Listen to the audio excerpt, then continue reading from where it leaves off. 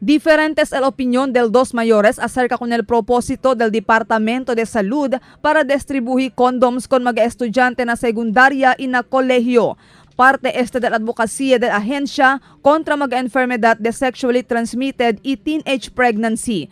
Asungon con este unana, quien tiene 6 magadalaga anak, hindi ele favor con el cosa quiere el DOH, siendo un insulto este para con el mga bata y con el mga mayores. Como unana, grande también según el su confianza que hindi entra na lukuras el di su mga anak.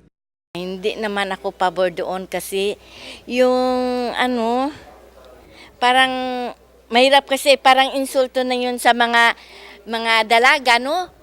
Pero para con este un tata, quien tiene 2 dalaga anak, favor ele con el propósito del Departamento de Salud. Bien otro es según el mga jóvenes este tiempo compara de antes. Y hindi también según permita puede viciar mga mayores con el mga actividades del di ila anak. Por eso más ventaja ya lang para tiene precaución. Takre según ele que grande ayuda el uso del condom para hindi puede obtener di su mga anak con el enfermedad de HIV o man preñada temprano. Pero como un tata, hindi según ele ta falta dale consejo con di su mga anak para no entra na mga lukuras, especialmente na mga sexual activities. Siyempre, tiyan yung dalaga. Siya lang akan. Siyempre, pwede man kita bisya ko nila. Mas balitin ka dyan yung kondom sila to. Sa kaya, pwede kita bisya ba ng mga kwan? Hasta defective ng mga dalaga todo. Si kumigo lang, pinyo dim yun, mas pwede ka dyan yung kondom to sa. Mientras tanto, asungo con el City Health Officer Dr. Rodel Agbulos, ya tarda hace con este el otro mga nasyon, especialmente na mga liberated lugar. Pero hindi según ele asegurado si ay kada efektibo en este klase de kampanya contra sexually transmitted diseases aquí na pais. But I think this is still in the planning stage, so we really cannot see how effective this would be. But in other places like in New York, in Chicago, and in Canada, they had been doing this practice already.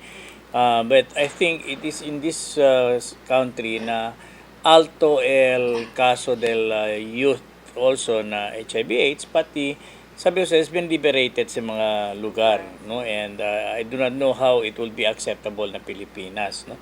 Because definitely, if this happens, importante kayo, there should really be a good counseling and maybe a note from the parents na before to man-distribute condom con el estudyante. Base na record del Oficina de Salud, tiene total de 57 registrado caso de HIV aquí na ciudad este año. Y mayoría del magaya puede obtener con el enfermedad, tiene edad de 15 años para 24 años. Marifita Mayo, Dateline Zamboanga.